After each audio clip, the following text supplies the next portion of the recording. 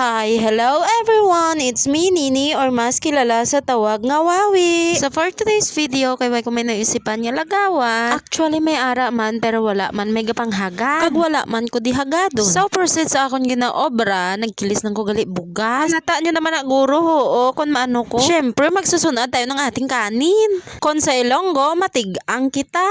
Basta kung din ka komportable, amo na na.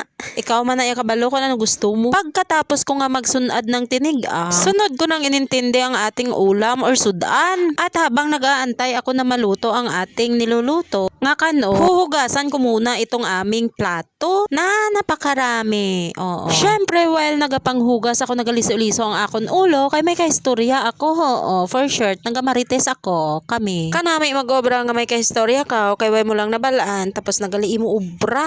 At pagkatapos kay naluto, nagid man ang kanon, sunod taning sudan. Maprito ko bilong-bilong. Kag samtang nagaprito, ako natanglaan ko ang lubi. Ang lubi ni tatay. Syempre, nangayo naman ko isa adlaw-adlaw isa. Ano pa naman? Hoy!